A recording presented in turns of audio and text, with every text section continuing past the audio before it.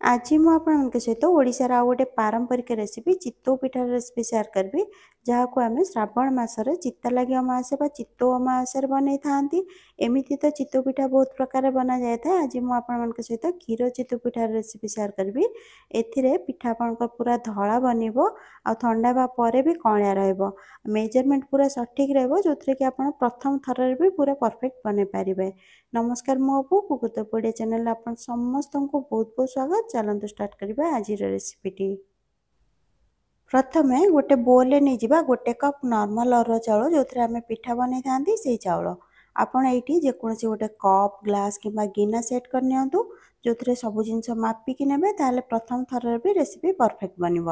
चाउल को 2-3 थर भल भाव धोई नेबा तापर कम से कम 4 ରୁ 5 घंटा भिजे नेबा।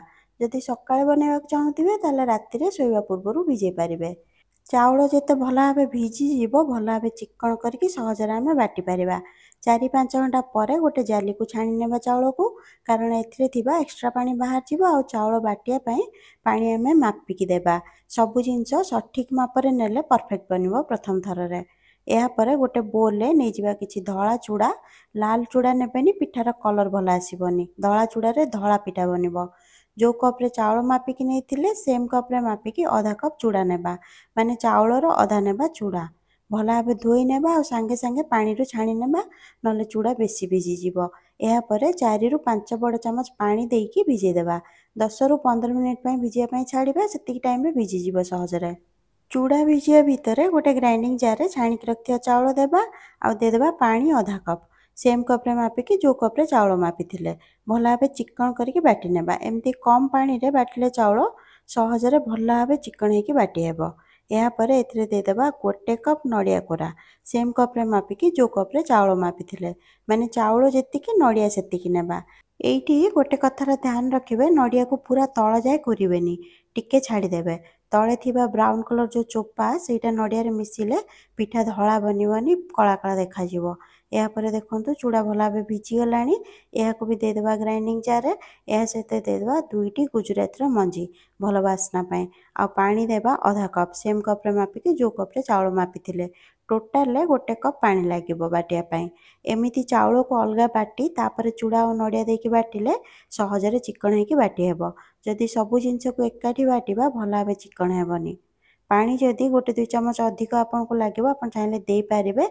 चाउल ऊपर पूरा डिपेंड करछि पुराना चाउल रे टिके अधिक पानी लागे नुआ चाउल हेले एति पानी रे हिजिबो।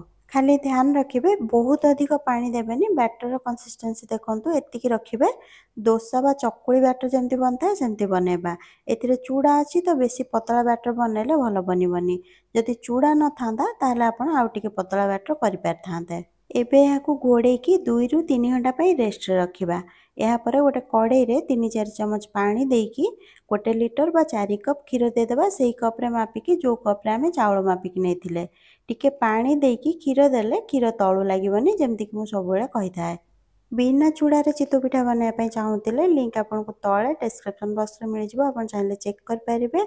आ वीडियो टी भल लागिथिले गोटे लाइक शेयर और सब्सक्राइब करबा को अनुरोध रहला। क्षीर टिके उषुम हेले माने आंगुठी बुड़े की रखी हेउतो 5-10 सेकंड सेति गरम हेले दे देबा 4-5 बड़ चमच मिल्क पाउडर। मु एठी अमूल देछि आपन जे कोनसी मिल्क पाउडर दे पारिबे आ मिसे नेबा। क्षीर अधिक गरम थिले मिल्क पाउडर बेले बेले छिड़ी जाय थे आ गरम हेइ नथिबो जदि बिल्कुल क्षीर ताले भल भाबे मिसिबनी ध्यान रखिबे। आ जदि मिल्क पाउडर देबा को चाहू नाहंती किंबा क्षीर बेसी पतला अछि ताले 1.5 लीटर माने 6 कप क्षीर को फुटेकी टिके गाढ़ा करि नेले भी चलिबो। मिल्क पाउडर देले बेसी फुटेबा दरकार पड़िबनी टाइम बंचिबो। हाई फ्लेम रे थरे फुटी आसिले मीडियम फ्लेम रे 2-3 मिनिट फुटे नेबा हमर रेडी हे जिवो क्षीर। साइड रे लागुथुवा सर को मिसे नउथुवा या पर गैस बंद करिकी मझिरे मझिरे टिके गोळे नेबा जेमति क्षीर रे सर न पड़े ठंडा हेबा जाय एमति करिबा। एहा परे गोटे पैन ने सेम कप रे मापिकी आधा कप रु टिके कम पानी देबा। या सहित आधा कप गुड़ देबा। एतिकी गुड़ रे टिके कम मीठा लागिबो आपन चाहिले टिके अधिक दे पारिबे जदि आपन को अधिक मीठा पसंद। आ जदि चीनी देबा को चाहूतिबे ताले क्षीर को 2-3 मिनिट फुटेबा परे चीनी दे देबे तापर आउ टिके फुटे नेबे काहेकि चीनी देबा परे क्षीर आउ टिके पतला हे जिवो। गुड़ को बेसी फुटे की पाग करबानी 2-3 मिनिट फुटे नेबा। या पर गैस बंद करके ठंडा करनेबा जेमति हल्का उषुम थिबो। ଆଉ ଦେଖନ୍ତୁ କ୍ଷୀର ବି ଥଣ୍ଡା ହେଇଗଲାଣି, ଟିକେ ଉଷୁମ ଅଛି ଖାଲି। ଏବେ ଗୁଡ଼କୁ କ୍ଷୀର ଉପରେ ଛାଙ୍କି ନେବା। କ୍ଷୀର ଆଉ ଗୁଡ଼ ଦୁଇଟା ଯାକ ଟିକେ ଉଷୁମ ଥିଲେ ସହଜରେ ମିଶି ପାରିବ। ଗୁଡ଼କୁ ଏମିତି ମେଲ୍ଟ କରିକି ଦେଲେ ଗୁଡ଼ର କଞ୍ଚା ଟେଷ୍ଟ ରହିବନି, ସହଜରେ ମିଶି ପାରିବ। ଏହା ସହିତ ଗୁଡ଼ ଦେବା ପରେ କ୍ଷୀର ବେଶୀ ପତଳା ହେବନି, ଆଉ ଏଥିରେ ଥିବା ମଇଳାକୁ ଆମେ ଛାଙ୍କିକି ବାହାର କରିପାରିବା। ଏହା ସହିତ ଧ୍ୟାନ ରଖିବେ ଗୁଡ଼ ଦେଲାବେଳେ କ୍ଷୀର ବେଶୀ ଗରମ ନଥିବ, ନହେଲେ କ୍ଷୀର ଛିଡ଼ି ଯାଇଥାଏ ବେଳେବେଳେ। ସେଥିଲାଗି ଆଉ ଗ୍ୟାସ୍ ଜଳେଇବାନି, ଖାଲି ମିଶେଇ ନେଇକି ଏଥିରେ 4-5ଟି ଗୁଜୁରାତି ଗୁଣ୍ଡ କରିକି ଦେଇଦେବା। ଭଲ ଭାବେ ମିଶେଇକି ସାଇଡ଼ରେ ରଖିବା ଘୋଡ଼େଇକି। ଦେଖନ୍ତୁ ବ୍ୟାଟର ଆମର ରେଷ୍ଟ କରିବାର 2-3 ଘଣ୍ଟା ହେଇଗଲାଣି। ଆପଣ ଚାହିଁଲେ 4-5 ଘଣ୍ଟା ରେଷ୍ଟରେ ବି ରଖିପାରିବେ। ଏହାଠୁ ବେଶୀ ସମୟ ରଖିବେନି, ନହେଲେ ଖଟା ହେଇଯିବ। ଶୀତ ଦିନେ ଚାହିଁଲେ ଆପଣ ଟିକେ ଅଧିକ ସମୟ ପର୍ଯ୍ୟନ୍ତ ରଖିପାରିବେ। ଏବେ ଏଥିରେ 1/4 ଚାମଚ କିମ୍ବା ସ୍ୱାଦ ଅନୁସାରେ ଲୁଣ ଦେବା, ଆଉ 1/4 ଚାମଚ ଦେଇଦେବା ଖାଇବା ସୋଡ଼ା, ଯେଉଁଥିରେ କି ପିଠା ଆମର ଭଲ ଫୁଲିବ ଆଉ ଭିତରୁ ଜାଲିଦାର ବନିବ। ଯଦି ସୋଡ଼ା ଦେବାକୁ ଚାହୁଁନଥିବେ ତାହେଲେ 4-5 ଘଣ୍ଟା ପର୍ଯ୍ୟନ୍ତ ଆପଣ ଏହାକୁ ଫର୍ମେଣ୍ଟ କରିବେ, ବିନା ସୋଡ଼ାରେ ବି ଫୁଲିବ। କିନ୍ତୁ ବେଶୀ ସମୟ ପର୍ଯ୍ୟନ୍ତ ଫର୍ମେଣ୍ଟ କଲେ ପିଠା ବେଶୀ ଧଳା ଦେଖାଯାଏନି। ଏହା ସହିତ ନଡ଼ିଆର ଯେଉଁ ଗୋଟେ ମିଠା ଟେଷ୍ଟ ଥାଏ ସେଇଟା କମିଯାଇଥାଏ, ଏତେ ଭଲ ଲାଗେନି। ସେଥିଲାଗି ମୁଁ କମ୍ ସମୟ ଫର୍ମେଣ୍ଟ କରିକି ଟିକେ ସୋଡ଼ା ଦେଇଥାଏ। କ୍ଷୀର ଚିତଉ ନ ବନେଇକି ଯଦି ଆପଣ ପ୍ଲେନ୍ ଚିତଉ ବନାଉଥିବେ ତାହେଲେ ଆପଣ ଏଥିରେ 1-2 ଚାମଚ ଚିନି ଦେଇଦେବେ, ପିଠାର ଟେଷ୍ଟ ବେଶୀ ଭଲ ଆସିବ। ସୋଡ଼ା ଦେବା ପରେ ବେଶୀ ସମୟ ନ ରଖିକି ସାଙ୍ଗେ ସାଙ୍ଗେ ପିଠା ବନେଇ ନେବେ, ନହେଲେ ଭଲ ଫୁଲିବନି।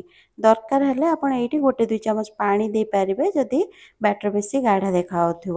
ପିଠା ବନେଇବା ପାଇଁ ମୋଟା ଆଉ ଟିକେ ଖାଲୁଆ କଡ଼େଇ ନେବେ, ପିଠାର ସେପ୍ ଭଲ ଆସିବ। ପତଳା କିମ୍ବା ଷ୍ଟିଲ୍ କଡ଼େଇରେ ବନେଇବେନି, ପିଠା ତଳୁ ପୋଡ଼ି ଯାଇଥାଏ।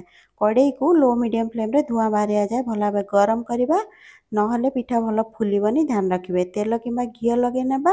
1 ଡଙ୍କି ବ୍ୟାଟର ଦେଇକି ସାଙ୍ଗେ ସାଙ୍ଗେ ଘୋଡ଼େଇ ନେବା। ଘୋଡ଼ଣୀରେ କଣା ଥିଲେ ବନ୍ଦ କରିଦେବା, ଆଉ 2 ଚାମଚ ପାଣି ଦେଇଦେବା ଉପରେ, ଯେମିତି ଆପଣମାନେ ଭିଡ଼ିଓରେ ଦେଖିପାରୁଥିବେ। ପାଣି ଦେଲେ ପିଠା ତଳୁ ବେଶୀ ପୋଡ଼ିଯିବନି, କାରଣ ମୋଟା ପିଠା ତ ଟିକେ ଟାଇମ୍ ଲାଗିଥାଏ। ଲୋ ମିଡ଼ିୟମ୍ ଫ୍ଲେମ୍ରେ 1.5ରୁ 2 ମିନିଟ୍ ଟାଇମ୍ ଲାଗିବ।